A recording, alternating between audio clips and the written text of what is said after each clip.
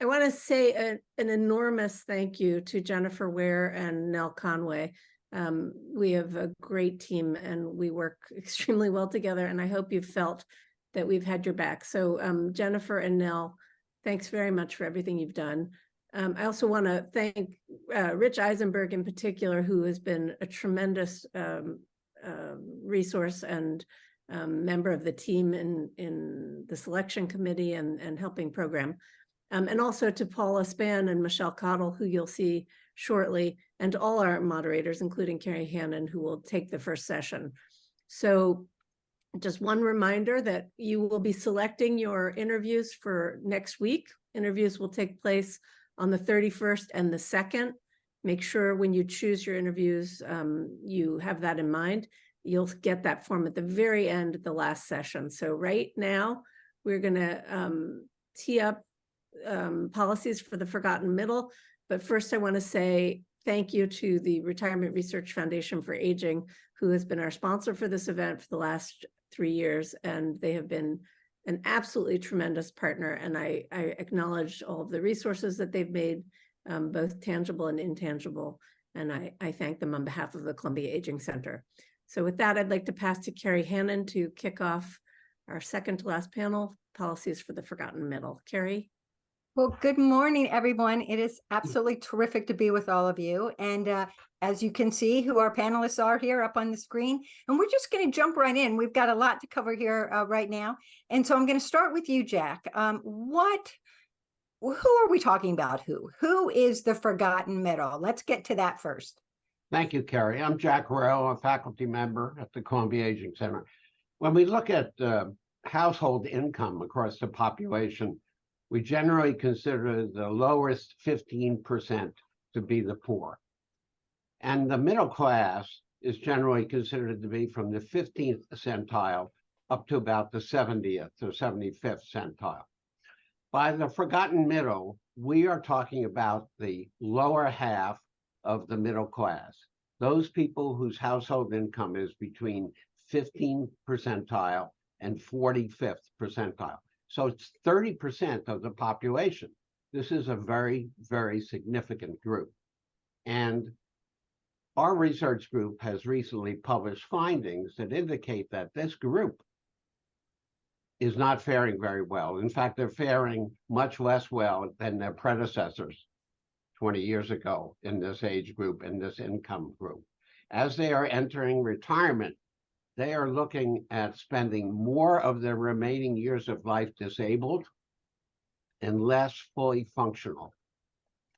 And that is a very, very significant concern for policymakers going forward.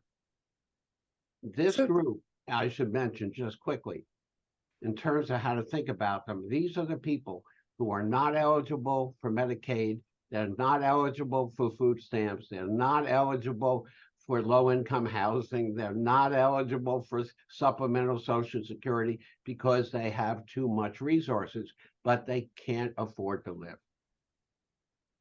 So Jack, what are the key drivers that make it sort of the inability for someone to have healthy longevity?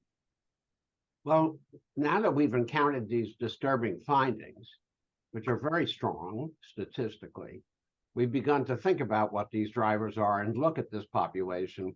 One of the alarming findings early on was that they have a much higher smoking rate than we expected, basically the same as poor people. And so that's good news in a way, because it's a target we can do something about. But my favorite risk factor, which is yet to be proven, is the stress of chronic financial insecurity, living paycheck to paycheck, not knowing whether you're going to be able to buy the food for the next week, not being able to cover any unexpected expense. Over the course of decades, this has to have a very significant compounding deleterious effects on your body. And that's my favorite risk factor. So now turning to you, Rodney, how does the lack of affordable housing options put pressure on this cohort? Yeah, to Jack's point, you know, not having housing that you can afford and housing that meets your needs is a huge problem.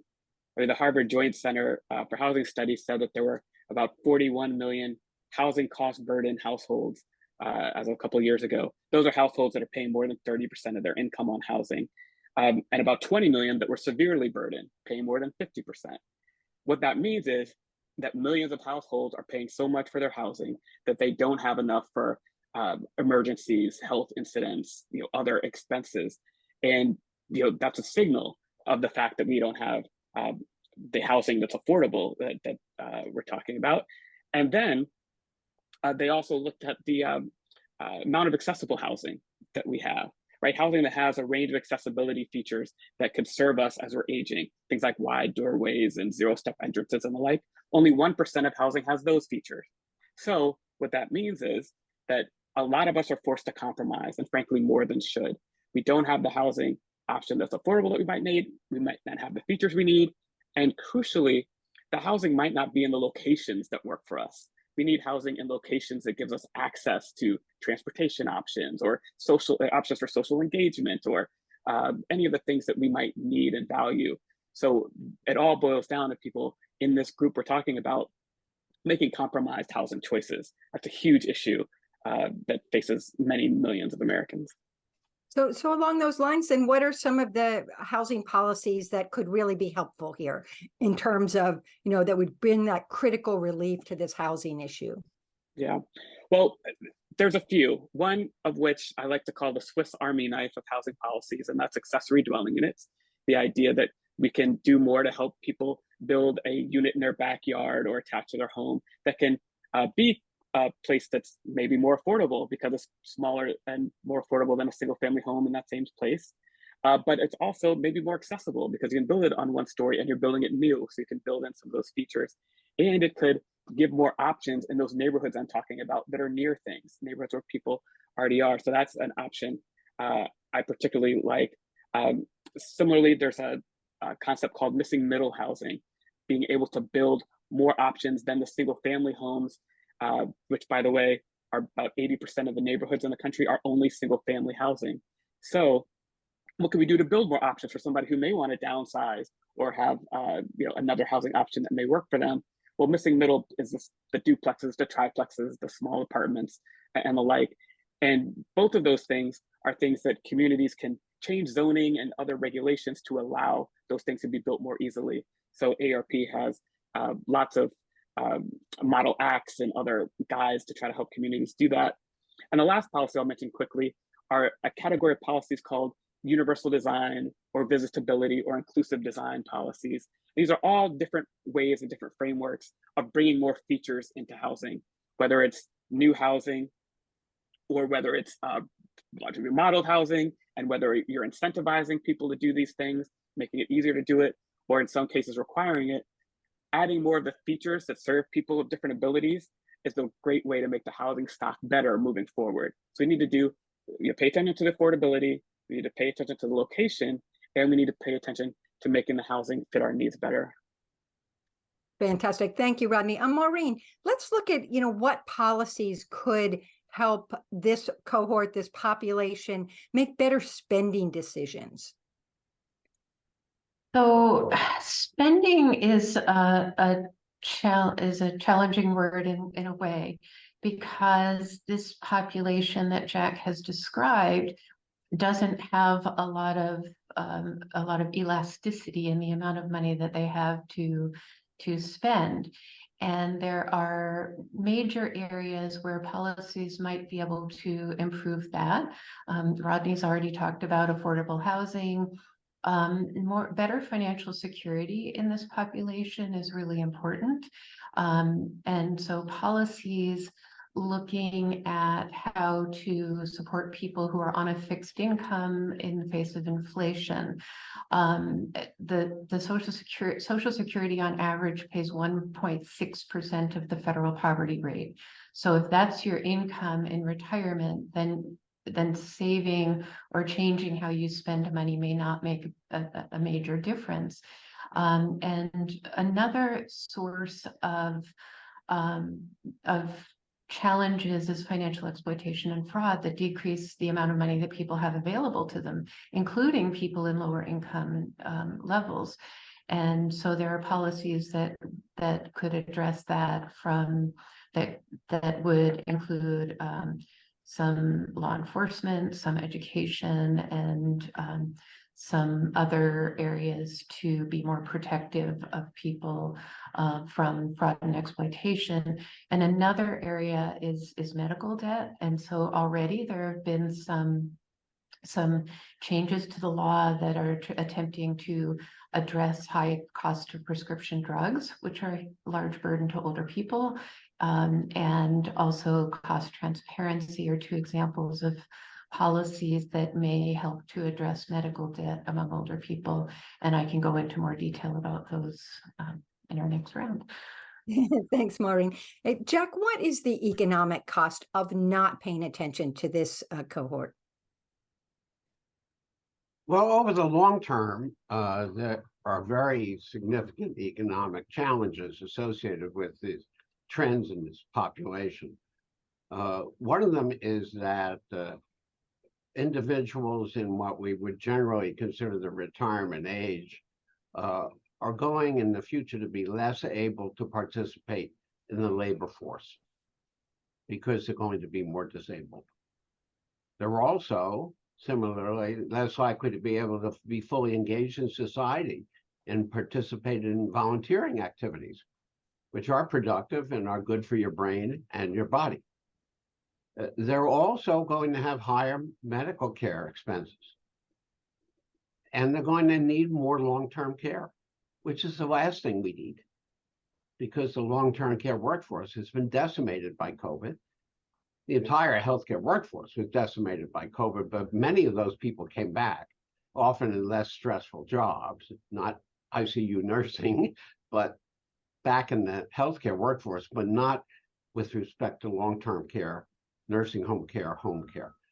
So there are very, very significant challenges. If people are not participating in the labor force and they're on Social Security, they're not getting a paycheck, they're not paying taxes, and they are depleting the Social Security Trust Fund. So we're in trouble. Just a little deeper dive on the impact of the chronic financial stress on someone's health. I mean, that's something that I find deeply concerning. Well, there have been decades of research showing that acute stress, of course, is very, very damaging physiologically, generally through neuroendocrine mechanisms. You're probably all familiar with the hormone cortisol, which increases during stress. But there's also a fair amount of work done in humans as well as animals showing that chronic stress leads to impairments in hormonal balance and metabolic abnormalities that increase the likelihood of cardiovascular disease and cancer.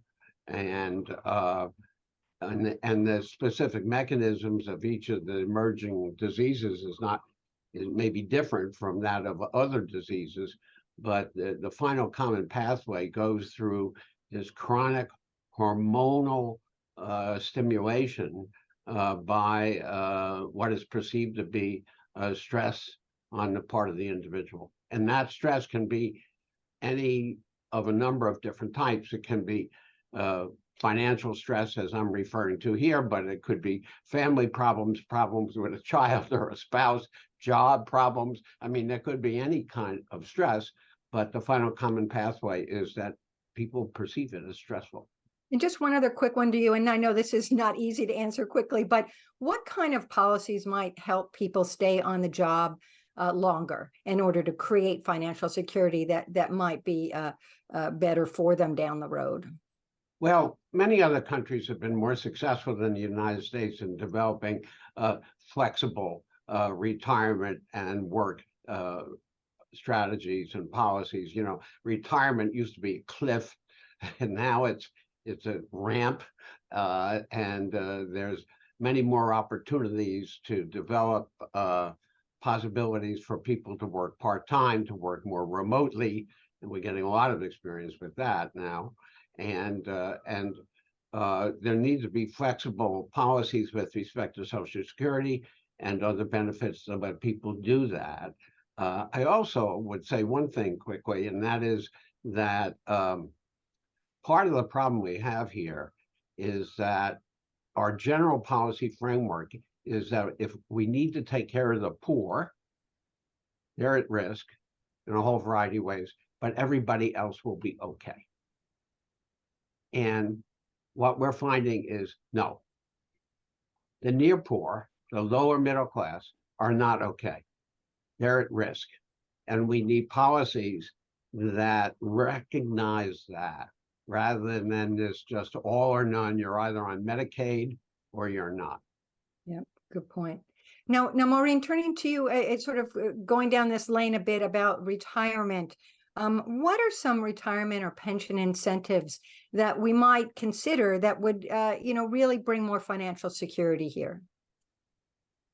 So one of the challenges that we've had in recent years is that there has been a shift away from defined benefit retirement plans versus defined contribution. So defined benefit is the old school pensions.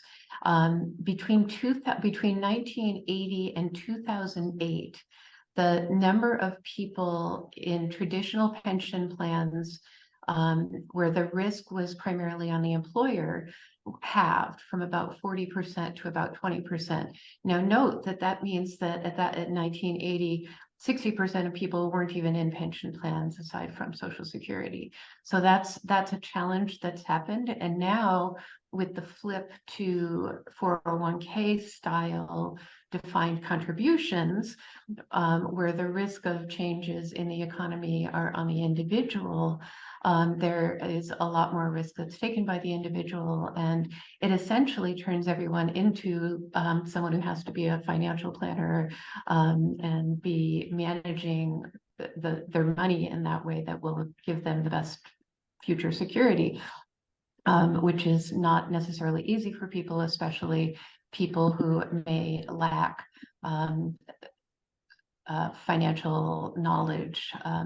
So that's one thing that has shifted, that's not likely to go back. So then you need to start thinking about what are the alternatives. Education and financial literacy does help, but it's not sufficient. And again, if you're talking about this population that Jack defined, they may not have a lot of extra money to do much with, even if they are educated and have financial literacy. A couple of other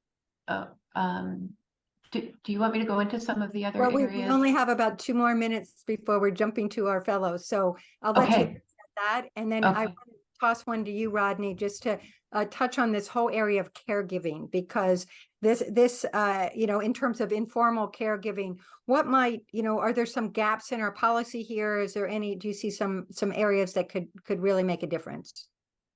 Yeah, I think there are. And we've talked a lot about some of the issues impacting homeowners and the like. And by the way, some of those same housing issues, and not to mention the transportation costs and the like, are impacting caregivers as well, paid and family caregivers. And so improving the housing options in communities, not just help people that are living there, but also those that are taking care of them. But particularly, I want to talk about the out-of-pocket challenges that family caregivers have. I mean, on average, they spend about $7,200 a year on out-of-pocket costs. And so things like federal caregiver tax credits, they're an important mechanism for offsetting those expenses and protecting them. They may also help cover some of those home modifications to address some of those housing issues I mentioned, or assistive devices and other things that can help them out. And also that the home and community-based services programs that come from states and other levels of government and help caregivers and care recipients in the forgotten middle by keeping them out of nursing homes. And nursing homes are so costly, not to mention the fact that the 165,000 folks that died in nursing homes during COVID have really drawn attention to the fact that we need more housing options. Housing is the biggest barrier to folks from leaving a nursing home, not having housing that's affordable and accessible in the community. So, to do things that help people stay where they want, we can do the policies we're talking about. You can look at things like respite care and other services that help with housekeeping and other things that keep family caregivers from feeling some of the stress we're talking about earlier, and just getting people connected to home care. We've been focused a lot on nursing homes in this country for a long period of time. We need to focus on family caregivers and the home and community-based services that really allow people to stay in the community where they want. That's the short version of that answer. Well, thank you, Rodney. I know we skated pretty fast across some of these topics here, and now it's up to, we're going to turn the tables over to the fellows. Any of you, let's get going. Let's ask the experts here what you really need to know. Oh, wait, before we get to that, I want to quickly, if you could, my panelists, what are we missing in the media that this may, jog some ideas for our fellows here? What just quickly, I'll start with you, Jack. What would you like to see us covering here? Well, I'd love to see an article about this myth that if we focus just on the poorest of the poor, that everyone else will be okay. And because that's just wrong. And we have examples we can point to of policies that make more sense. And the most obvious one is the Affordable Care Act. Whereas if you have very, very little resources, you don't pay any premium at all for your health insurance in the federal exchange. But as your income goes to higher and higher levels, you continue to get some subsidy as long as you're not spending more than 8.5% of your income on healthcare premiums. And so there's this kind of staggered sliding scale of support. And that makes sense to me, and it seems to be working very well in the marketplace. And Maureen, what stories are we missing out there? Maureen? Yeah, sorry, looking for my mute button. So I think a couple of the areas, one is the intersection between medical debt and among older people and housing. There's $54 billion in medical debt among older people. And that was an increase in 2020 of 20% over the previous year. And of the 4 million people with medical debt, almost all of them have health insurance. So you have people who may be losing their housing or having to change their housing because of medical debt, even though they are insured. And I think some of the other areas related to pension and savings are some of these questions about the changes in pension and what we can do about that as a country, but also the impact of financial exploitation and fraud among older people, which is another driver of people either having to change their housing or losing their housing as they get older. And Rodney, from your perspective, what are we missing? Yeah, to me, we're missing stories that are tying kind of the past to the future. And I'd say we haven't mentioned on this call about the people 65 and older outnumbering people 18 and younger for the first time in US history by 2034. And what's that meant is we spent such a long period of time in all of our, many of our policies, in our community designs and many of these other things, focusing on a younger population and not necessarily the aging of the population, which is that future. Additionally, individuals are not necessarily thinking about their future as they're aging. I talk to so many people at every age range that are thinking about a housing option, a location that might work for them today, but not necessarily thinking about the fact that life is going to happen and life may change. Their spouse may pass, their ability to get around and upstairs may change, their ability to drive may change. And so to me, there's a lot of short-term thinking, and what we really need in this space are policies, decisions from consumers, products from the industry, all of that takes us into the future. So that would be a story I'd like to see more of. Excellent. Okay, so now I want to turn it over to the fellows. What would you like to ask our panelists here?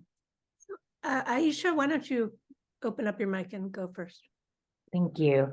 This is, as per usual, a wonderful conversation. I'm curious to know if something like reparations as housing might address some of the challenges, particularly for the Black middle class.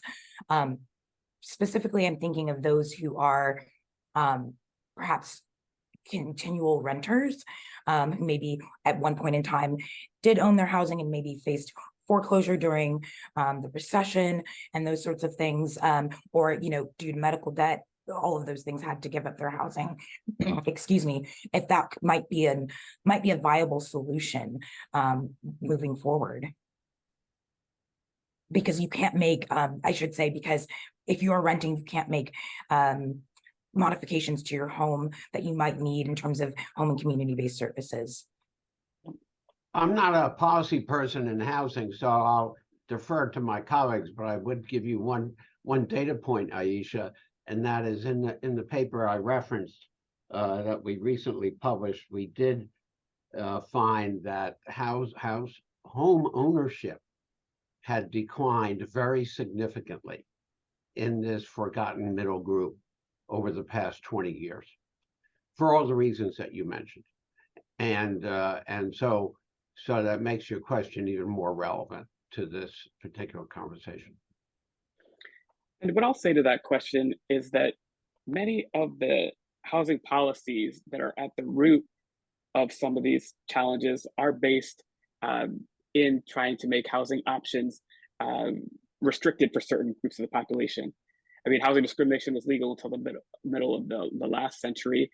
And then many of the single family zoning only policies that are put into place that are across about 80% of neighborhoods in the country, according to our livability index. Many of those single family only zones were put into place to keep people out of communities in a way that didn't fall afoul of the Fair Housing Act. And so, that means that many Americans are dealing with the legacy of past discrimination. We can look at redlining maps of communities and see today when communities that didn't get funding, when you particularly could not give funding to neighborhoods that had African Americans in it, where real estate agents of ethics were not able to introduce any character to a neighborhood that might decline property values back in the 30s, and that meant African Americans, other people of color. All of that sets up an atmosphere that for today's older adult, A, means they may have lived through neighborhoods where it was legally discriminated and kept away from resources, and B, they may be dealing with either the lingering effects of that, or even the memories or fears that may come from that. I've done a lot of conversations with folks that don't want to move to neighborhoods. They fear that they won't be able to be listened to by their neighbors or their leaders, or that others would not welcome them in those neighborhoods. So there's a real challenge in the space that's different for many people of color than it is for other groups. Thanks, Rodney. Who wants to jump in next? Sandra Sadek has her hand up. Go ahead, Sandra. I think this question is mostly for Rodney. When you talked about the missing middle housing, I know that's an issue we have here in Texas, where I'm located. And the way our city has been trying to tackle it is through zoning, which sometimes can be very controversial with some of our older neighborhoods that, fall into the category of NIMBY. And so I'm curious if there's other ways or other ways that we can incentivize building that middle housing beyond just zoning. There's a whole toolbook that can be toolbox, I guess I should say, it could be put into play here.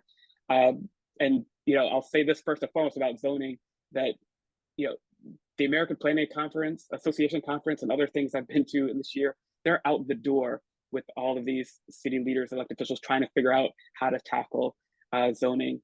And so what I'd say to that, though, is in part, there's an argument that needs to be made about the ability of homeowners, property owners, to build different things that people need. Part of my argument for accessory dwelling units and missing middle is that we're artificially not allowing those options. We're artificially restricting the ability of homeowners or property owners to build the kinds of things that serve people better. So that's one part of that answer. The second thing I'd say to your question directly with zoning, where you're not able to make that argument successfully, is that incentive programs are part of the thing to do. You can expedite permitting, for example. You can give other kinds of policies that can just make it easier to build. Preferences for low-income housing tax credits, for example. You get points on that process. Anything that the government can influence directly can be ways to incentivize that. But you know, there's a sliding scale about what can actually push these policies further. So I think we need more community conversation and more understanding of the benefits of having a range of housing options for the people in the community. By the way, not just other people who may want to be there, but for the people in the community who may want to downsize or have another option and are often limited because they can't get what they need. Thanks, Rodney. Caitlin, I'm going to let you keep calling because I do not see any raised hands on my screen for whatever reason. I got one. One from Lillian, she's got her hand up, and Kevin next. Thank you. Hi, speaking of marketplace and solutions to housing, one story, and I guess I'm just looking for feedback to see if I'm onto something or not. One story that I've kind of been trying to go into is the accessibility to housing becoming harder and harder for regular working folks and older people and whatnot, seeming to be I don't mean to say this, but it seems to be sort of like a manufactured crisis when you have people buying just swaths, right, of lands and homes and things. And I know that we mentioned something about marketplace and just some solutions about that. I know I spoke to some Florida experts who say that nationalizing some housing would decommodify the market greatly. So just in that respect of privatization and limits and things, is there anything being talked about? Is there anything that's being explored in regards to the invisible hand of the market having such a big weight, right? Such a big, I guess, influence on whether we can all afford housing or not. And that's kind of just something I've been kind of looking into. I'm not sure where to go with it, so I just was hoping for some expert advice.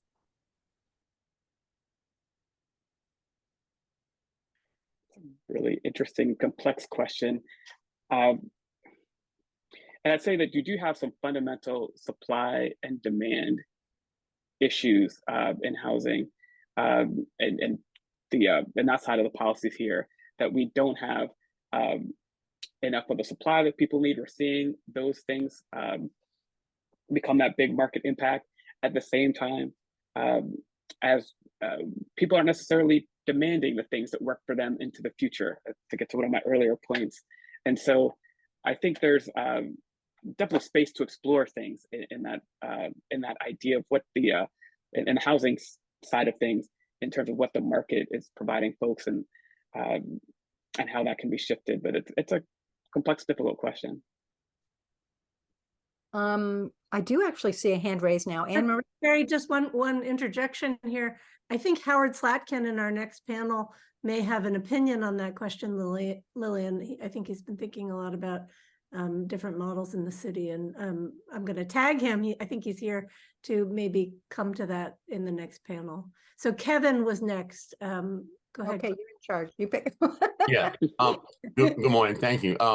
So one of the things that I'm concerned about, and what I've been journaling for the last 4 or 5 years, given both my parents succumbing to Alzheimer's, is it seems to me that there is a strategy, a process that seems to doesn't take into consideration the traditions and beliefs of African Americans often. And in terms of seeking resources, when I was seeking them for my own parents, what I was told were things that were counterintuitive to what I had been raised to do or to not do. And it was quite frustrating. And when I looked for resources that spoke more to how we take care of our elderly and what we can do and all those kinds of things, there was nothing out there. I'm wondering, is there something out there? And do you find that to be a challenge? That is, the advice, the recommendations, the policies from from government, et cetera, tend to be more in line with mainstream populations? I think. I can maybe respond to that first. I think this has been a very significant problem in medical education these issues related to culturally appropriate approaches to the patient were often neglected. More recently, they have been included in medical school and in residency. I think what you will see if you go out into the field is that if you go to federally qualified community healthcare centers, now you will see a very substantial capacity to manage individuals in their own language. It used to be just English, wasn't even Spanish, if you can imagine. Now, in the organizations that treat a largely Medicaid population, you see much more culturally appropriate language. With respect to African Americans, you'll see much more in terms of nutrition expertise, individuals much more familiar with the diets of African Americans and how those should be managed. Previously, there were assumptions that all groups are eating the same food. And you just have to go to a couple stores in Chinatown or in Queens to find that that's not the case. And so we've become much more sophisticated about this. That's the good side. The bad side is that we're probably about 1/3 of the way to where we need to be, but we're further along than we certainly were before. When it comes to dementia, you mentioned Alzheimer's disease. It becomes particularly important because if you're trying to make a diagnosis early, because there's some feeling that we're beginning to get close to the point where there are going to be affordable medications available that, if administered early on in the disease process, could have a beneficial long-term effect. If you're going to try to detect the presence of the disease early, you need a culturally sophisticated analysis of the patient. You can't just say one size fits all and give them the same questionnaire you would give everyone else. Yeah, and I'd start where I finished, which is that one size fits all approach has just not worked. And I have a whole, a whole opinion about the fact that we have for years, I think maybe there's an argument they needed to simplify. Things were complex and it was hard to figure out how to differentiate. But I don't think that's an excuse kind of in the present time, right? That we need to have culturally competent competence, I should say, in all levels. I spoke to a group of senior housing developers just earlier this week, and one of the things I was telling them was that they really needed to think about their product differently, that they need to think about what this diversifying group of older adults might need, and it's not just one type of product that might work for folks. And I think it goes much broader. And we know that African Americans and Latinos, for example, and Asian Americans are more likely to be in multi-generational households, for example. So what are we doing about that? And how are we thinking about that as an option? What are we doing to think about the fact that people might want to be in certain neighborhoods? We did a study of things that were important to people, older adults. And for example, African Americans, it was very important to be near churches and other things so their social connections were much less important for other groups. So, all of these things need to come into play as we're thinking about creating options for folks. It's not just a blanket group of those over X age, over 50 and older, or 65 and older. We're a complex population, and we certainly need more for African Americans and for the other groups that are within the aging population.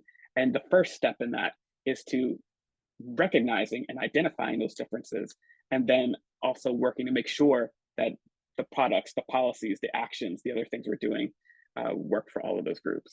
And it's important to recognize that this is not just anthropology, okay? This is not just understanding other people's backgrounds and points of view. This is also physiology. It turns out that African Americans with high blood pressure respond differently to certain medications than Caucasians with high blood pressure, that there are different strategies pharmacologically and in other ways to treat the same disease in people of different racial and ethnic backgrounds. And that's really important to understand.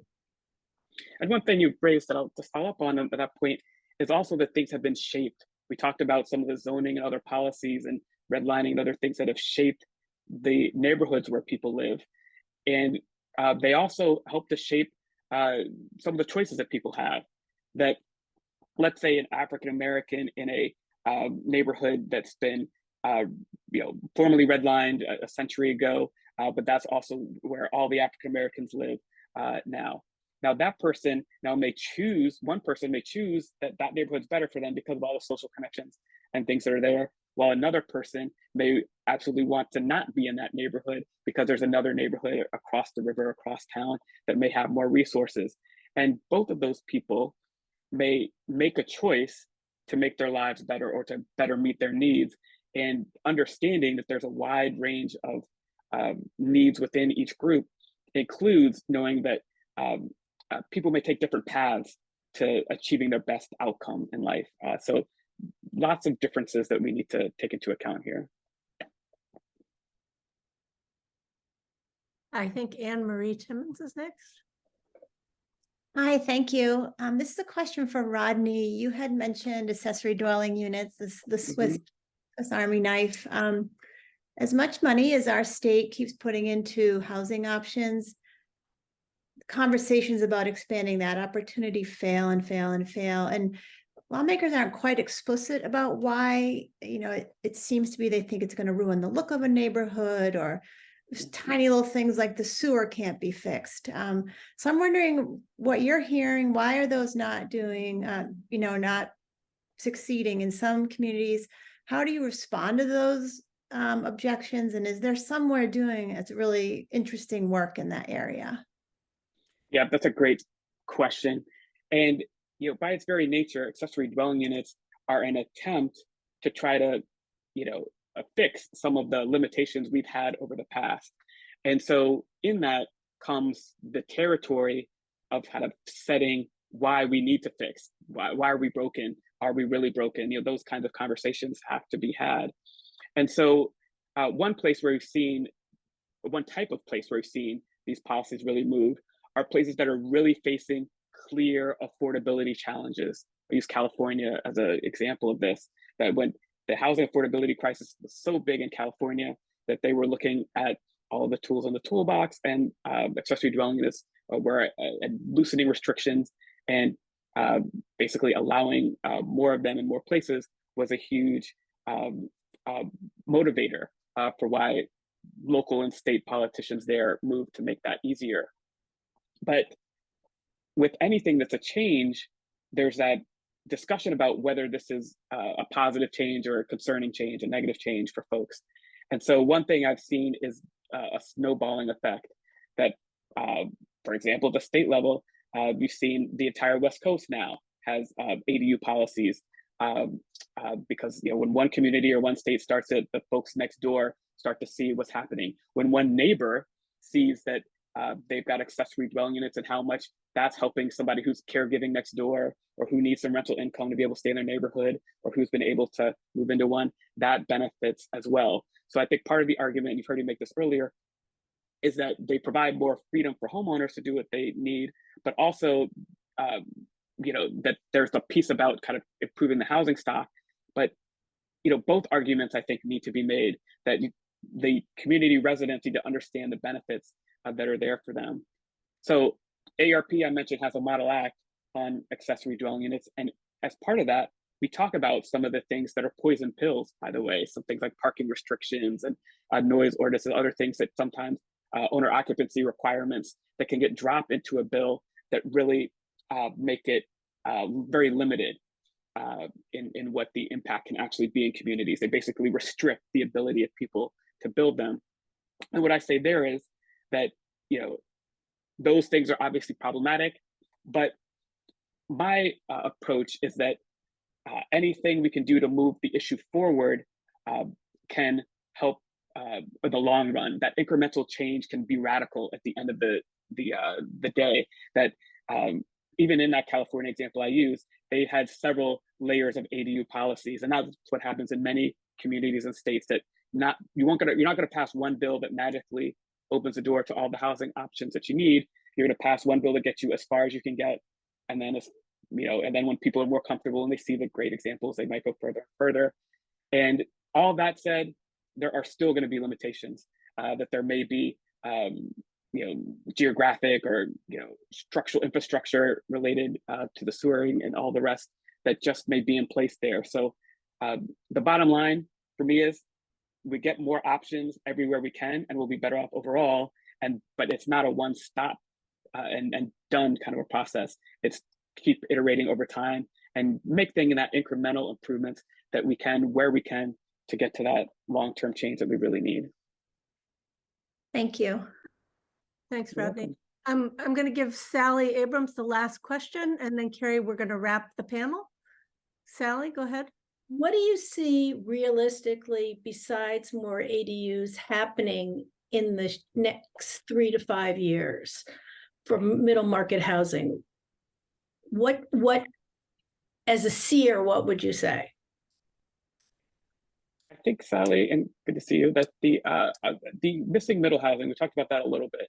I see some great movement in that space, in the idea that the affordability challenges are so wide now. That's the other space where we just need more housing options. The single family home on a large lot at the end of a cul-de-sac doesn't work for everyone. And I think we're starting to realize that. And so, we'll keep doing that for sure. I'm sure builders will keep building those. They're profitable and people are demanding them.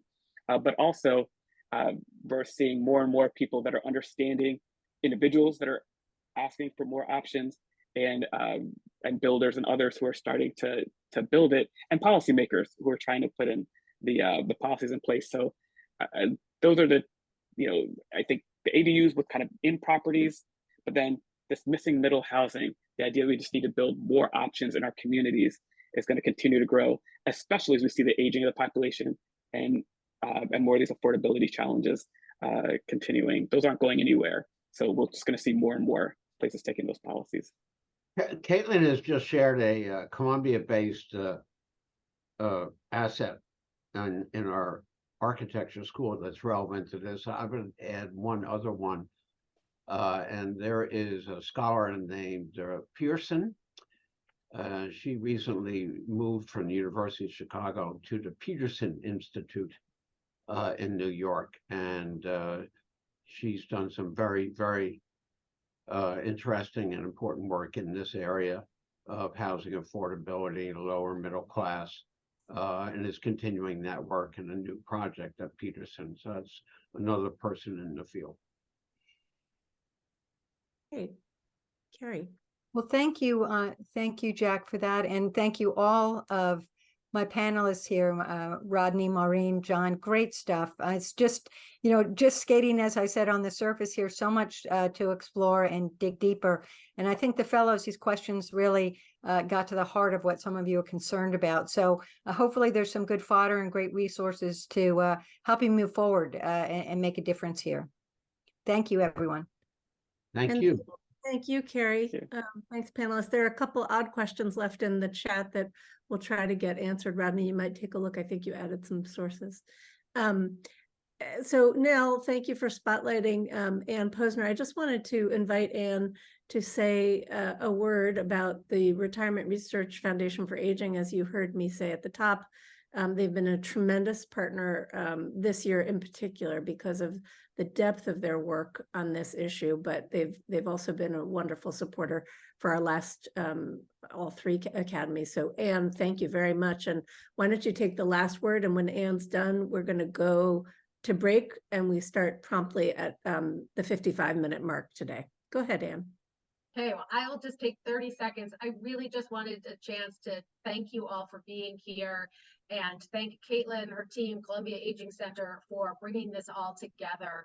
It's so important that we're really elevating the voices of older people in this particular area. RF Foundation for Aging has been around since the 1970s. We're part of one of only a handful of private philanthropy that just focus on older people. I specifically focus my work on the economic security and housing space. And so I know just sort of how intertwined this is and how important, and we really appreciate everything that you're doing. I would also say that RF has a lot of connections. So as you are looking at these issues, we are always happy to help make connections or give recommendations. So definitely feel free to reach out. That was it. Thank you all so much. Thank you, Anne. And thanks again for your support. And many of our speakers today dovetail with RRF's portfolio of fundees, and I'm grateful to them as well. So 5-minute break, everyone. We'll see you back here at 55 on the nose. So if we were running the New York City Marathon right now, we would be exiting Central Park onto 59th Street and heading to the finish line at Tavern on the Green. We are one panel away from concluding, but please don't forget that you have interviews to conduct on Tuesday of next week. You'll be choosing those immediately following this session. We'll leave a little time for that. And you'll be doing your evaluation. So please stick around for that. There'll also be interviews on November 2nd. I keep saying that because I want you to make sure that you make the distinction when you choose. So Nell, would you bring up our panel? And I'd like to pass quickly to Michelle Cottle of the New York Times. Michelle has been an incredible voice for these topics. I hope everyone has seen the September article from the New York Times that built this out. She touched on ADUs and a little bit on housing. She's done a lot of editorializing about caregiving, and she's just a tremendous thinker on this. And I am very grateful to have Michelle here for the second year in a row. So Michelle, I'm going to hand it over to you to get us kicked off. Excellent, Caitlin. Thank you so much for letting me participate again. This is always very important. It's a super important topic, as everybody knows. And the mission of this panel, after all the stuff we've talked about and everything you've heard, is to get specific with policy solutions and goals. And it is my absolute delight to introduce the three people who have ready to tackle this challenge. Linda Couch with Leading Age, Howard Slatkin with Citizens Housing Planning Council of New York, and Kathy Greenlee of Advancing States. This group's expertise and experience sprawls forever. They approach this from different perspectives, so they will be able to deal with all of your toughest, most urgent questions when we're done with this. So to get there fast, we're going to keep this tight. And I want to thank all the panelists. And then I want to just kind of leap right in to our first big question, which is kind of looking at specific promising programs or policies that you all are seeing that are working, but maybe need to be scaled or need to be more promoted or resourced aggressively. So Linda, do you want to start us off? Yes, yes, hi, happy to. All right, when we step back at Leading Age and look at the need for affordable housing for older adults and what programs and policies are promising out there, the first thing we go to is HUD's Section 202, Supportive Housing for the Elderly program. That is a HUD program that was dormant for several years until about 2017, 2018. That program was revived by some concerted efforts in Congress and a lot of advocacy, and it is HUD's flagship older adult housing program. And I'll tell you a couple quick reasons why we love that program. One is that it is deeply income targeted. To be eligible to live in those units, your household income has to be below 50% of the area median income. And in reality, the average household income of a 202 household is just around $15,000 a year. So it's an extremely deeply income targeted program. The second thing is that the 202 program brings affordability, and it brings consistent, stable affordability to tenants. Unlike, say, the low income housing tax credit program, like in other HUD programs, the 202 program, a resident pays about 30% of their household income toward rent. Their income goes up, their rent goes up. Their income goes down, their rent goes down. So you're never too poor to live in HUD housing, and you're never paying a rent that's unaffordable to you, right? That's more than that 30% of your income standard. So that's like an incredibly important detail. And the tax credit program residents pay a rent that is tagged to an area median income, which is, and it's tagged to a 60% of area median income. So where like the average HUD tenant is paying, you know, somewhere, you know, $300 a month in rent, it's not uncommon to see maybe a low-income housing tax credit resident having a rent of $900, $1,000 a month. A third thing we love about the 202 program, it's its connection to services and supports. Most HUD assisted senior housing, including with a real focus on the 202 program, has a service coordinator in those buildings, someone to help connect on a voluntary basis residents to services and supports that they need to age in place, to age in community successfully, right? We don't have affordable assisted living in this country, except for some small examples around the country. And so as this very low income population is at great risk of becoming really prematurely institutionalized, put in nursing homes way before they need that level of service, just because they need some services. So the 202 program does a great job of connecting residents to the services. Then you can have a live-in aid and live in the Section 202 community. So we love the program for that. Yeah, so I'll stop there. That's my one program that if we could like sprinkle some fairy dust. The program's too small though right now, right? Of all the HUD programs, and there are, you know, many of them, only 1/3 of people eligible for them receive them. So while we do have programs for people in poverty, we do have programs for people who are poor in this country. The programs are way too small to meet the need. And I think so the program has to just get a lot bigger. We just need more resources. Yep, it's a resource question, which is a policy question, right? Fund to the budget is a policy document. And it's been said before, but it's absolutely true. We just do not spend the money we need to. I just had a big fanfare round. We loved it. We sent out a statement, how happy we were for this latest round of 202 awards. It's going to build 1,100 units across the country. Any one of our towns, cities can sop up that need within moments, so. Howard, now you tackle this, you come from the New York perspective, right? So you want to get into what that has to have some unusual, if not unique, challenges. Yeah, I think it does. First of all, thank you for allowing me to join this group. This is a pleasure to be able to be here today. And I want to build on some of what Linda mentioned about the resources not being enough. And I think just holding up the national pot of 202 housing resources up next to New York City helps provide a little bit of that illustration, because, you know, 1,100 units, new construction funding in a year.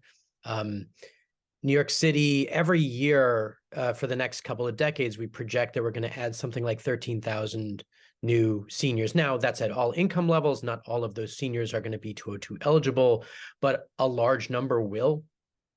In New York City right now, over 50% of senior headed households are severely rent burdened, meaning paying more than 50% of their income in rent. So the depth of need for affordable housing for our growing senior population is just huge. So my perspective on the 202 program is absolutely like, you know, we need more, certainly on a national basis, we need more in New York City, but then we need more than that too. So there's like kind of a yes and approach to a lot of this. The 202 program is great for meeting that deepest need.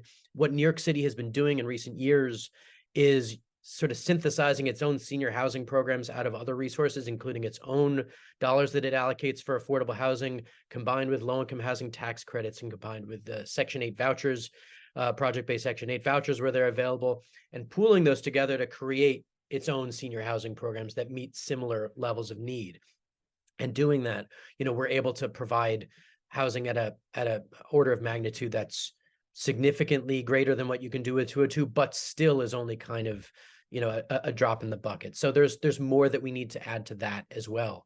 I would say just on the federal level, one thing that could be done is to increase the supply of, or increase the way that low-income housing tax credits can go further by changing details of the program. And I can dig into that later if that's helpful. But the other thing that I want to add is something that, you know, something that makes New York different, but actually pretty similar, which is that, about half the city's population doesn't live in the New York that you sort of picture from a postcard, which is high-rise apartment buildings and, the dense parts of New York City. But half of New York City is really what looks like a dense suburb somewhere else around the country, perhaps. It is made up of neighborhoods of sort of 1 and 2 family homes mixed with garden apartments and small apartment buildings.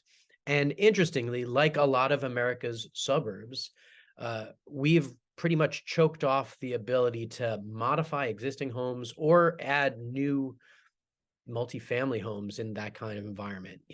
We've created sort of a one-way ratchet to lower density in our communities that already have lower density. And when we like to sort of back up at CHPC, at my organization, look at housing from the perspective of how is it meeting people's needs. And we look at people's needs are not just what they need today, but they change over the course of their family's sort of lifespan. They change in predictable ways as many people, not all people, get married, have children, become empty nesters. There are different housing needs associated with all the different points in that timeline. And then a lot of change, and particularly in places like New York City, is less predictable. And we found that a lot of people are forced to look for new housing when their lives change in unpredictable ways.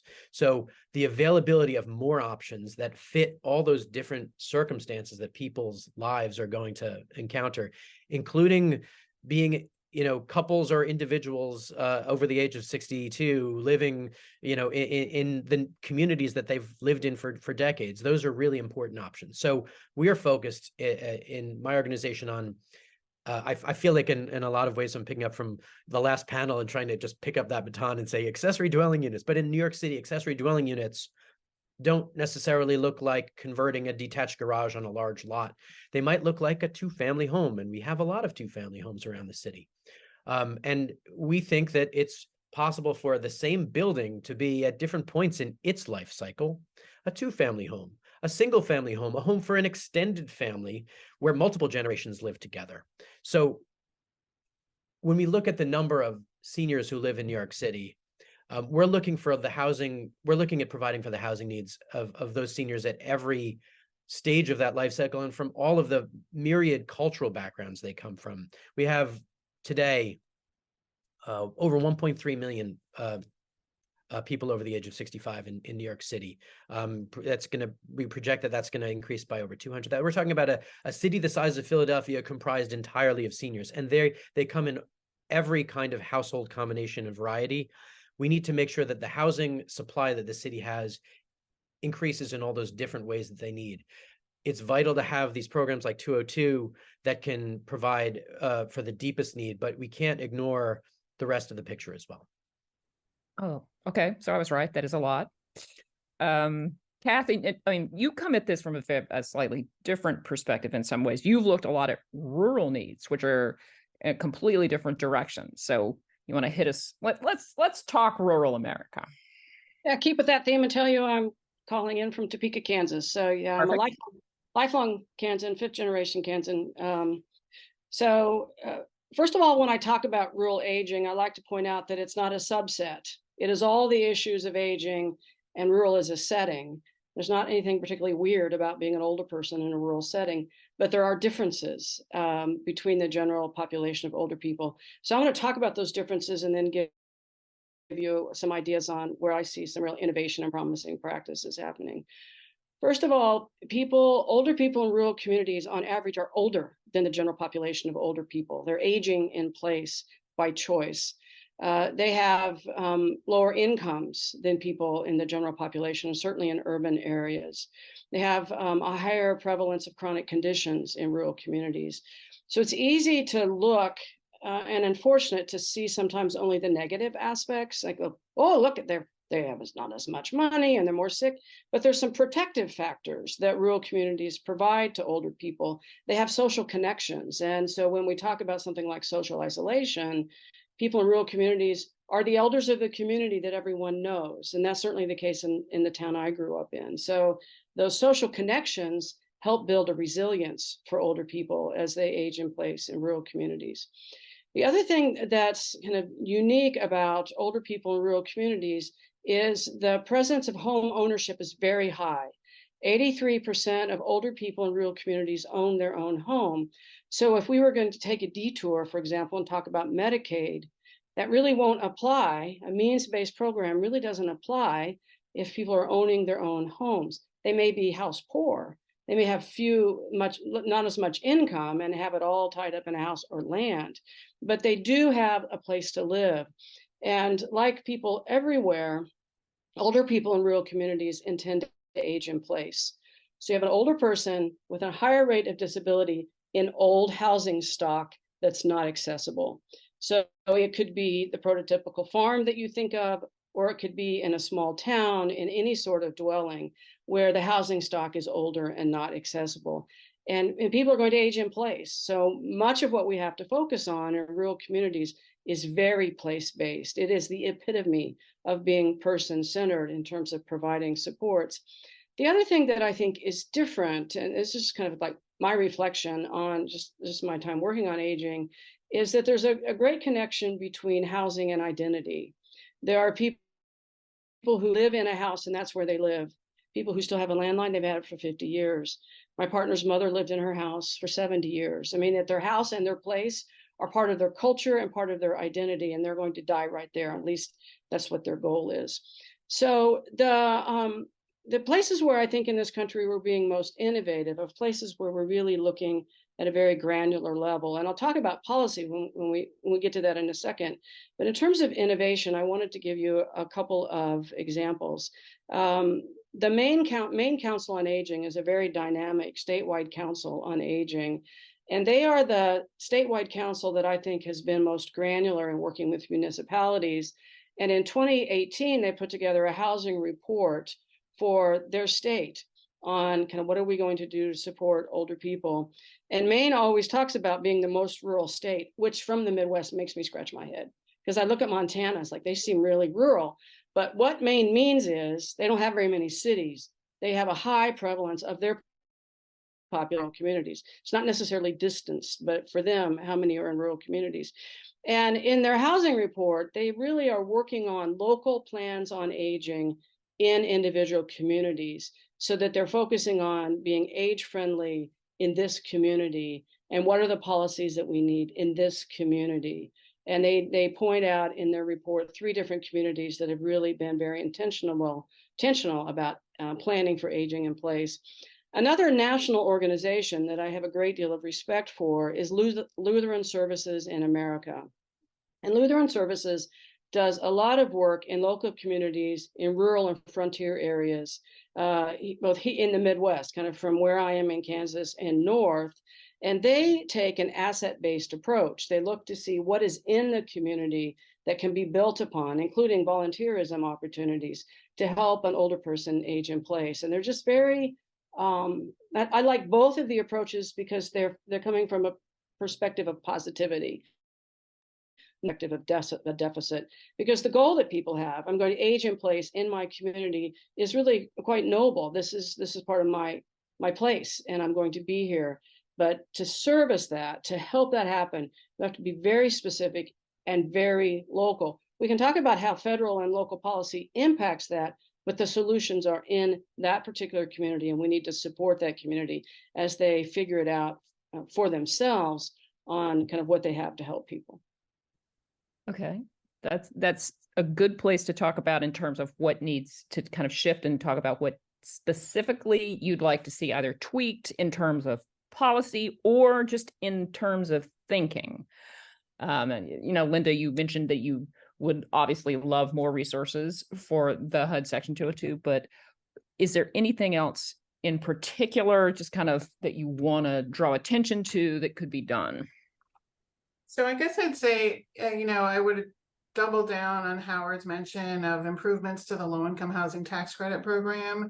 That is a tax expenditure, so it's not subject to annual whims of congressional appropriations, and it drives all affordable housing preservation and production in this country today, and has for several years, as HUD largely has moved out of the housing expansion business and is much more about preserving the stock that it has. But the low-income housing tax credit program, it was set up to do a job, but I think it really needs to pivot and do a slightly different job than it does today. And a couple of things it needs to do better is to first of all, serve lower income people better, right? Why do you need to spend all this money on the tax credit program and then get a voucher? And, the fact that it's so complicated to build affordable housing, and you spend all this money on the tax credit program, and then you have to find a voucher to actually provide the affordable housing. So the housing tax credit program can do a better job of serving the lowest income people. It can do a better job of allowing more tax credits to get invested into rural areas, right? There's a rub in the tax credit program because it's so complicated. It is much easier for probably more urban-based organizations to get their hands on those tax credits. And you do see these gaps in rural areas where it might be more expensive to build because you're building maybe fewer units, but the housing is needed there too. And even though people do want to stay in their own homes, what we witness time and time again is that there's some inflection point, there's some emergency that happens in a household where they do need to move, right? Where they are now isn't sustainable. And when they go to move into HUD programs, they face really long waiting lists of a couple of years, of several years. And so expanding the supply is just really such a huge part of it. Right. Now, Howard, running through the New York landscape, there seem to be a lot. They're like, in addition to whatever resources, zoning issues, all these complicated things. What are you prioritizing? Right. Well, I think from a local perspective, there are only, bringing in more federal resources is necessary fuel. But then from a local perspective, what are the important things that we think local government has to do in New York City? And zoning reform is really near the top of the list. It's sort of across the board. We've found that in New York City, and this is true if you look in many places across the country, particularly in high demand coastal cities, zoning has increasingly sort of, it used to be, I'd like to say, it used to be a loose sweater around, what the city looks like that allowed some room for growth, but now it's like a straitjacket. And you can't really fight a housing crisis when your arms are tied in front of you. So I think the big thing is that there needs to be some ability to grow in the city, that we need to sort of get past the preoccupation with, is the kind of housing that we're building the right kind of housing? Because the answer is yes, if it's housing and it's and it's one of these kinds, we need it. One of the things that I think is it's an interesting illustration of this for us is that, senior housing, we've talked about how much low-income senior housing is important, but sometimes low-income senior housing has become, kind of the palatable kind of affordable housing in communities that are otherwise resistant to housing low-income families or particularly low-income families. So, does that mean that we don't need low-income senior housing in those communities? Absolutely not. But it can't be a kind of Hunger Games of it's either this or the other thing. We need to be able to provide for both. And, one of the things that we're constantly at pains to remind people is that it's very different from the rural context. In the urban context of chronic undersupply, if you build new affordable senior housing, you are certainly doing God's work. You're meeting important needs. But if you're just the only one doing that, the overall scarcity in the system and the growing of the population is going to force someone else out the bottom of the system. And you're going to be taking 2 steps forward and 4 steps backwards in this process. And I kind of liken it to, trying to keep a sandcastle from being gobbled up by the ocean by digging a deeper moat. It's not going to get you there. We have to be doing both the meeting of these important needs at the lowest incomes to meet the needs of people who can't afford to pay enough that supports the cost of actually operating or building the new housing. But we also have to be able to build housing for the people who could afford to pay enough for it. Otherwise, what we find is this kind of escalating crisis, and the people who get hurt the most are the people at the bottom of the income spectrum, the people on fixed incomes, and it just exacerbates this need for affordable housing. So scarcity is definitely not your issue, Kathy. That's not what Well, you're most worried about. For the most part, I mean, I mentioned that 83% of older people in rural communities own their homes. I mean, there's then 17% that don't. And even for those that do, at some point they may want or choose to move to a smaller place. And so there's still need for capital investment in independent housing, independent senior housing with services in smaller communities. And that can be a real challenge to get access to the capital.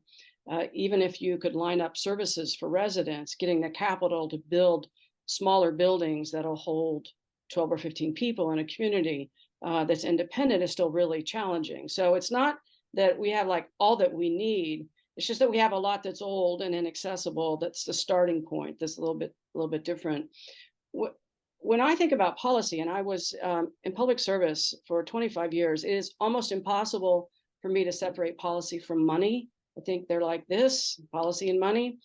And when we're talking about housing and older people in rural communities, housing is just one part of a three-legged stool in order to help people remain independent. Transportation is the twin. That, you know, what will we do for transportation? And so you can think about someone on the farm, person who cuts my hair, dad's on the farm, doesn't know what to do, and people in small towns that don't have public transit. So you really have to depend on volunteer rides and another type of program. So you got housing, transportation, and then services. And those services need to be home-based services, such as someone to come in and provide some light housekeeping, some home care, or home modification to really make the housing that's working more accessible. Get the bathroom and the bedroom on the main floor. Hopefully, get the washer and dryer on that floor as well. You know, fix the houses that are there because people are going to choose to live there. So for me, the biggest federal policy change is to continue to flow these federal resources, the ones that Linda's talking about out of HUD. There are transportation programs out of Department of Transportation that can flow to rural communities. And then the programs that I administered, the Older Americans Act services that we administered federally came to the state. By coincidence, I'm sitting at the Area Agency on Aging in Topeka this morning. These are and the lobby's full of people coming in needing help. Flow the services, and you know, I'm a very conservative part of the country. People are not thinking about federal support. That's not what they're looking for. They're looking for local support. And those of us who are interested in federal policy need to flow that so that the person who shows up to help may be getting resources from the federal government to do so, but that the person in the community that they need, they're the nurse in the community who's giving them the vaccine, regardless of where that's funded. So a lot of what needs to happen is just continue to flow resources to rural communities. At the state level, there are a lot of states who are developing multi-sector plans on aging or master plans on aging. California was the first one. And this is an anecdote, I will admit, but I have been told by some advocates in California that after they got done, they said, what about rural areas? You know, the Central Valley, there's huge rural areas in California. So at a state policy level, as we support states doing this work, looking across dimensions at aging, we need to make sure that there's a chapter on rural, because the access to resources will simply be different. The needs will be similar, but what's available will be different. Another thing that states do to help rural older residents is something as basic as property tax relief, so that they don't have to continue to pay escalating taxes. And then, you know, much of the work is local, that we really need to have cities and counties invested in helping their residents stay where they are. So there's something for everybody to do at every level. And you know, and I've worked in this a long time. I had a light bulb moment myself recently doing some rural aging work. Think differently about how we characterize rural older people. They're not left behind. We talk a lot about outmigration of younger people and families, but older people are not left behind. They are rural by choice. These are their homes and communities. This is where they've committed their lives, and they are choosing to remain there. And so it's worth making these investments at every level so they can be successful in doing so. Well, it sounds like if you're talking about being fiercely independent, not looking to government, I mean, is there just kind of generally a resistance to reaching out for assistance on these issues? I would say it's mixed. I mean, there are people who need help who don't want it. And there are people who need help who don't know where to call. And talk to any area agency on aging across the state, especially in really conservative states, and they will tell you about doors being closed because people go, I don't want the help. I don't want the government help. So it is. I wouldn't want to sort of paint everybody at all in broad brush. You get all of those where in rural communities. It's just that people don't wake up and go about their day in their little town or on the farm thinking at all about the federal government helping them when they need a ramp. That's not who they're thinking. They're thinking locally for support. We have to deliver locally. All right, and with that, we're gonna throw this open to the fellows. So if you want to raise your hands, and I'm not sure if I'm gonna be able to see. I don't see any questions on the floor. There we go. Caitlin Riley. Hi, thanks so much for doing this. I cover Congress, and so I wanted to ask about an interesting dynamic is that like we need federal dollars to build more housing, but often the obstacles to that are under local jurisdiction. Zoning's obviously a huge one. Should we be building more incentives into federal policy to change local zoning laws, either providing grants or making federal funding contingent on shifting local laws to encourage more density? I'll start with this one, Caitlin. I think that, we hear a lot about zoning and zoning issues thwarting the ability to develop affordable housing, which is completely true. And last year in the HUD appropriations bill, Congressman Price, who retired from North Carolina, he included in the appropriations bill a chunk of money for to go from HUD to communities for a pro zoning. It's called the pro housing, and I think the notice of funding is out right now. But basically, it's just that it's like prove to us that you've changed your zoning policies, your land use policies in a way that's going to help expand affordable housing, and we'll give you a little extra cash for this. Several years ago, a lot of people in Congress and at HUD were really eager to try to incentivize planning and zoning in ways that created more affordable housing, and they were attacked as planning from the central government, as socialists, right? And so there's a fine line there for a lot of people in politics between encouraging local planning and being a socialist, I guess.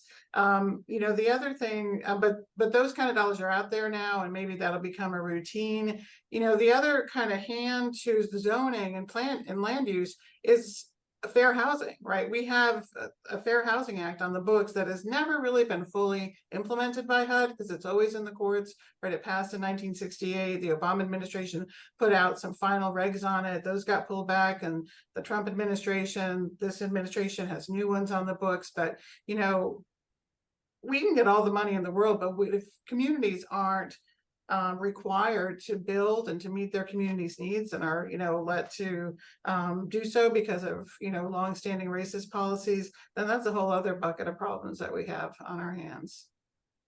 Yeah, I just add to Linda. I think there's a great. I was going to bring up both of those things, sort of the HUD sustainable communities efforts of the past, and then the fair housing piece. I think fair housing is an important lever in this conversation, but one of the challenges is objective verification that local policies are actually the impediment, because there's always this ambiguity. There are layers and layers of complexity, and I think the failure to deliver results is probably sufficient to tell us that that regulations are overly restrictive. But there are other projects that are going on that are trying to, I think, dig into this. I think the National Zoning Atlas Project is an important one, where they're trying to kind of come up with common denominators to describe what local land use regulations are. And that will help highlight ways in which local regulations are impairing the ability to build new housing and essentially preventing local governments and states from achieving fair housing objectives. The other thing I'll add real quickly is that fund the programs, fund new development, fund expansion of housing, and the developers they'll follow the money. They won't care who's getting served, what the community is, what that housing has to look like. The developers will follow the money and they will get that housing built somewhere. And so, you know, both have to happen. All three have to happen at the same time. Michelle, I'm not sure if you saw this, but Kathy has a question for Howard, and then maybe we'll go to Heidi. Sounds good. I Kathy? don't want to miss the participants. I joined today, right as Rodney from AARP was talking. I first heard about accessory dwelling units about a year ago when I was at a meeting in Los Angeles.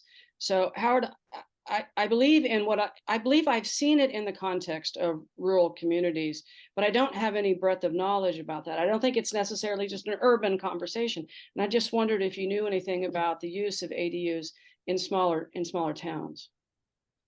You know, I think what I've seen is that ADUs, I mean, I think there are a lot of things that are called accessory dwelling units, and some of these things existed before there was a thing called accessory dwelling units. I mean, in the rural environment, converting a farmhouse into a second residential building is like as old as time, right? That's basically an ADU on a large piece of land.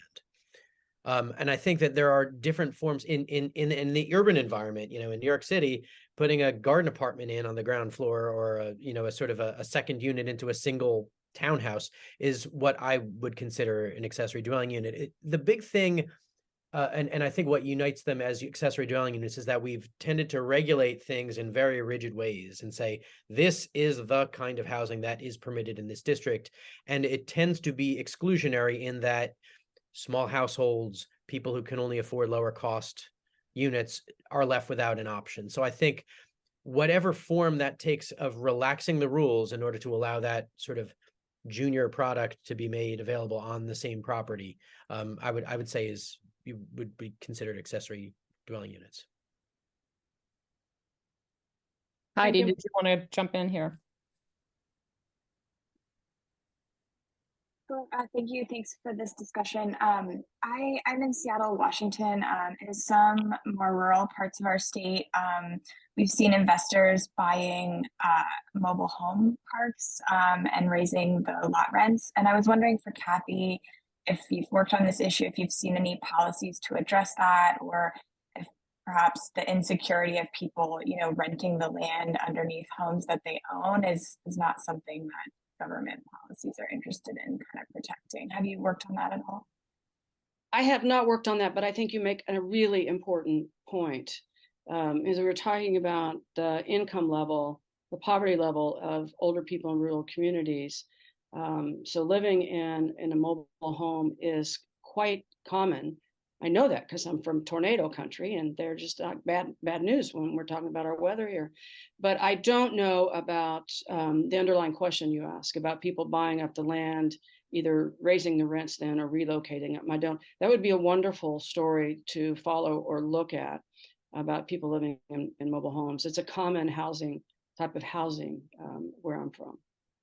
Well, one of the things that when I was looking at housing out in Portland and the West Coast and things is the tiny homes phenomenon, which seems to just be kind of a higher end bespoke mobile home that you put in the backyard.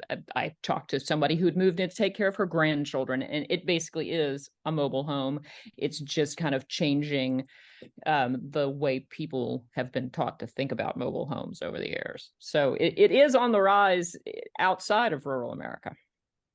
And I'll add that, you know, I don't remember what the percentage is, but a really high, as Kathy was saying, percentage of households in rural areas live in manufactured housing, what we would consider, you know, a mobile home. But there are still a lot of mobile home parks that are predominantly home to a low income population. And it is a thing, and it has been for quite a long time, of people going in, right? Because people will own their home often, but not the land underneath. And so when someone comes in and buys the whole land, they jack up the rents, or they tell everyone to get out, and all those people are left with nothing. I know that New Hampshire has some state laws on this.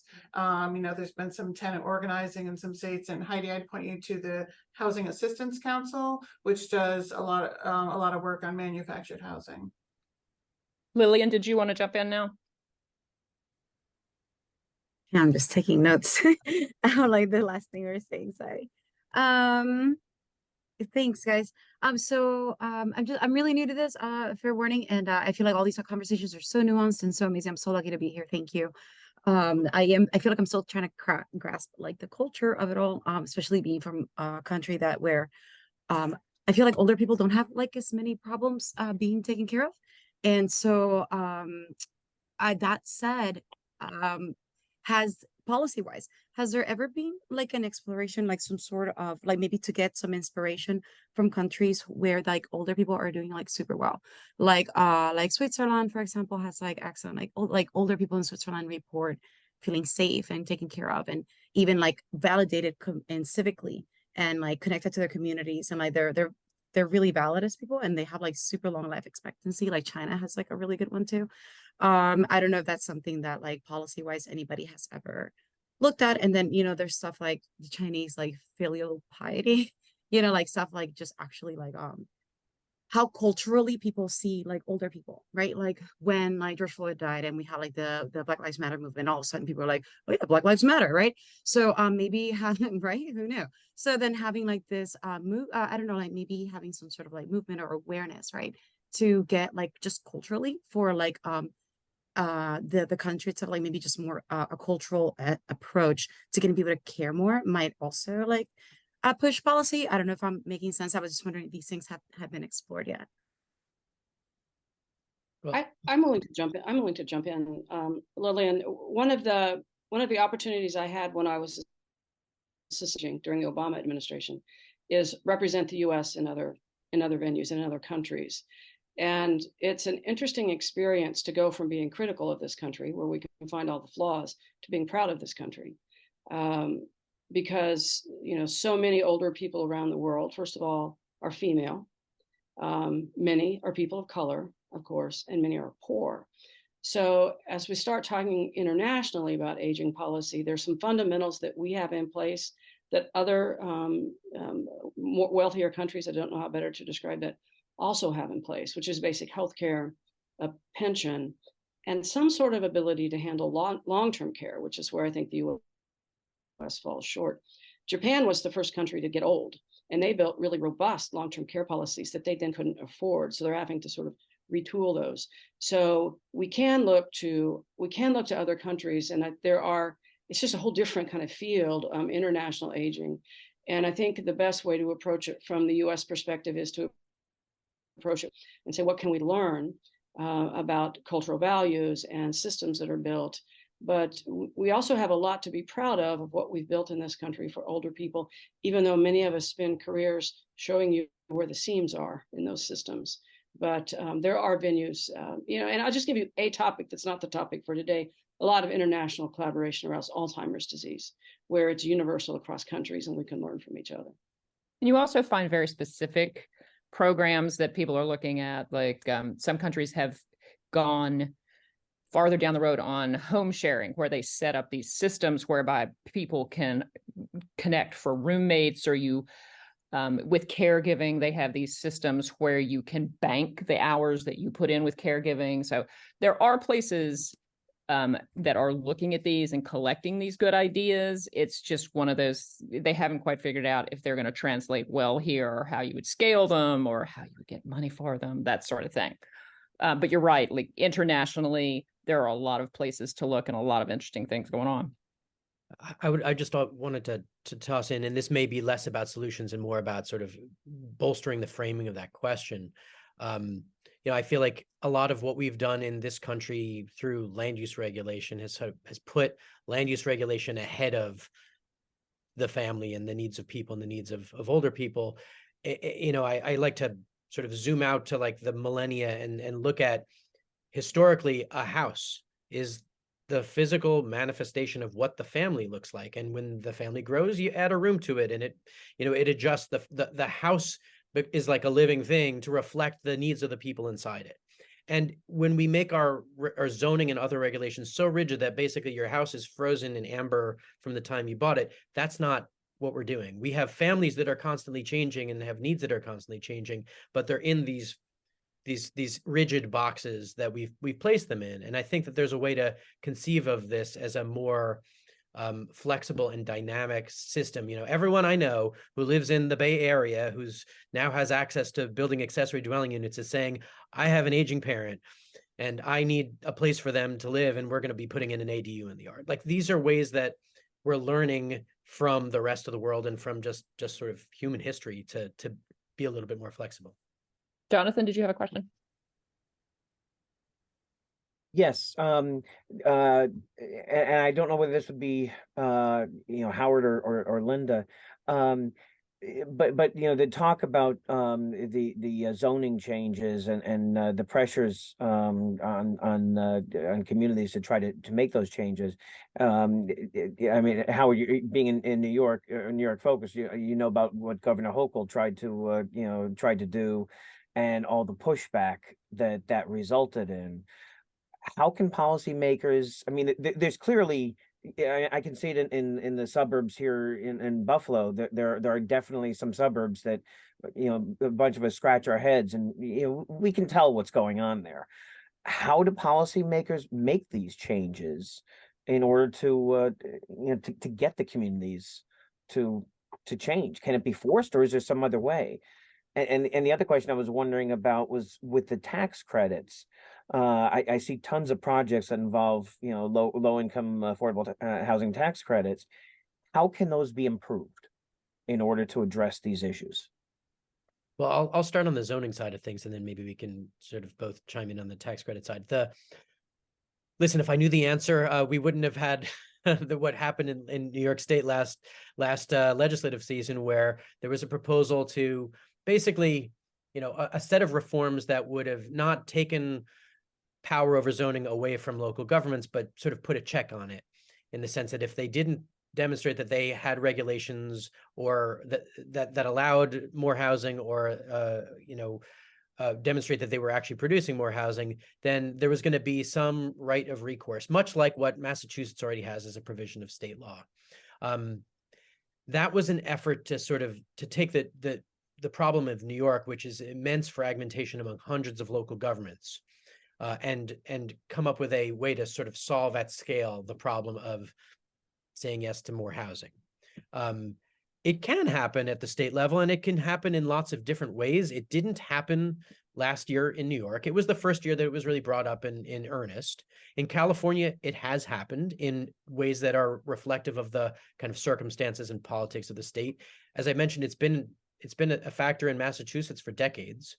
And actually, even in New York State, there are categories of housing, like group homes for the developmentally disabled or other special needs populations, that have for decades been subject to state rather than local law. Like, zoning does not regulate those kinds of facilities, because it was recognized that the politics of local approvals were going to create a problem at scale for the state, and there wasn't going to be enough room for these facilities. So these problems can be solved. I think it's a political issue. I don't think that there's a lot of question about the substance and the need, but there's a how to do it and how to solve the problem. California has presented one approach. New York is trying a slightly different approach, and there's definitely more to come on that. All right, so we're going to do the last question, and it needs to be pretty tight. Kevin, you had a question and you had trouble raising your hand. So you want to jump in here and wrap us up?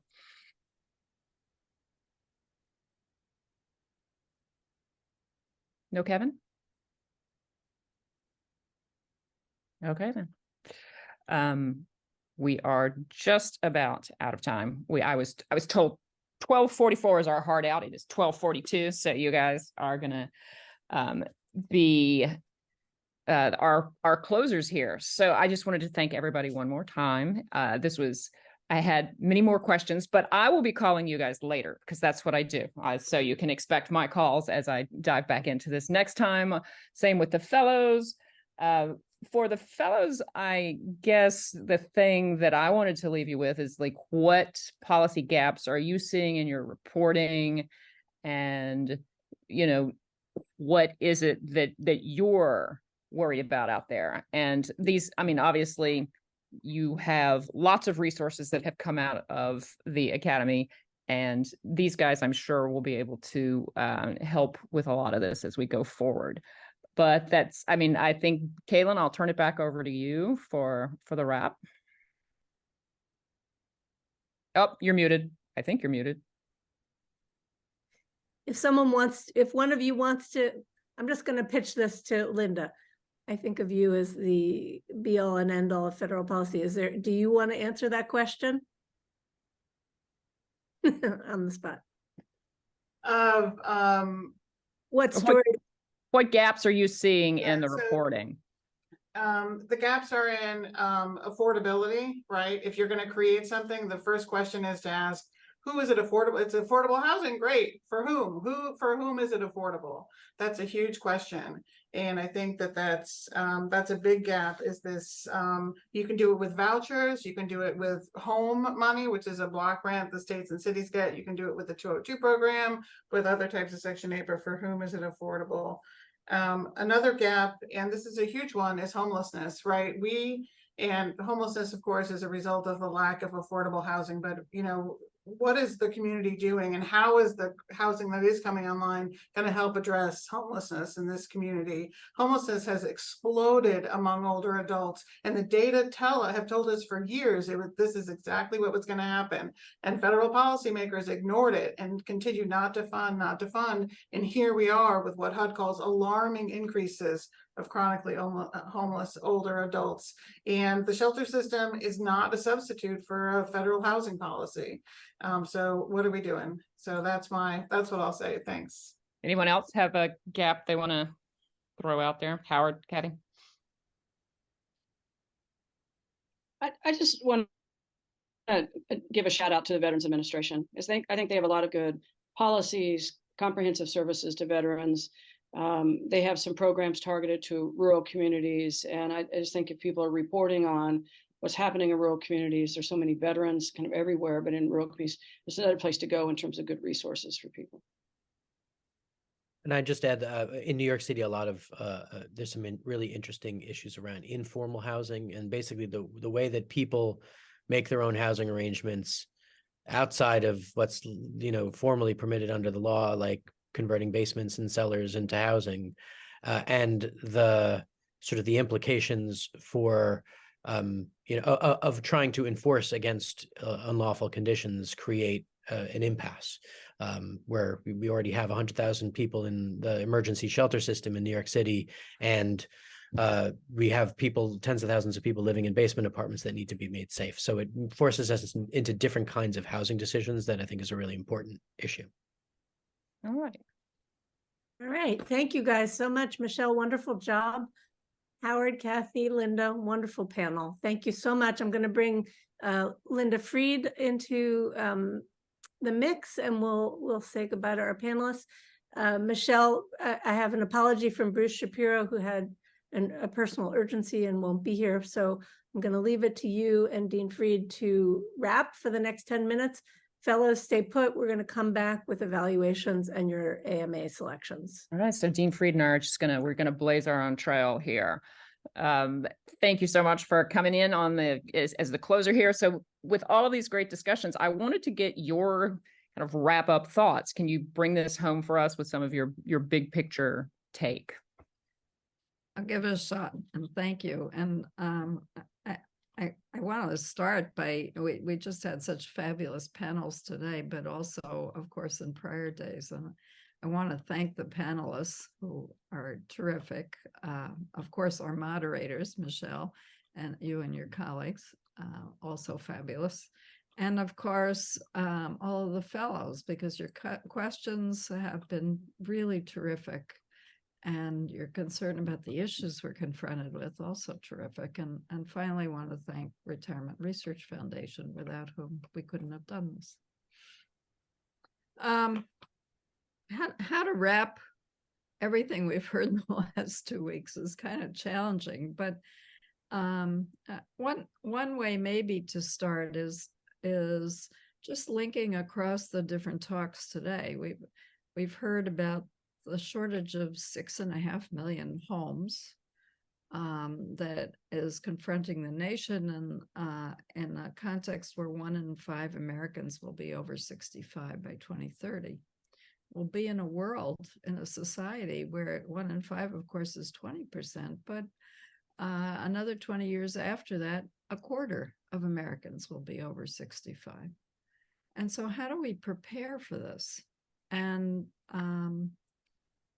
economists often talk about discounting, that we value less preparing for the future than we do somehow rushing to meet needs right now.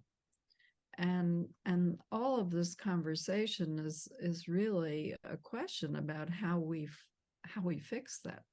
How do we develop the compelling narratives really critically from the evidence, from the need, that can change the way we value investing in the future for all of us? Because this is a situation that's in all of us challenge. Do you think people just have a hard time seeing this as a long-term public health issue? So I think in general, we have not looked forward on many things in this country, particularly when looking forward requires transformative thinking and transformative investment. So it's not limited to this particular issue. It's a human foible that we don't do this well. And of course, political cycles don't lend themselves to thinking longer term than a politician's life cycle or election life cycle. So we have a number of ways in which it's very hard to get us off the dime.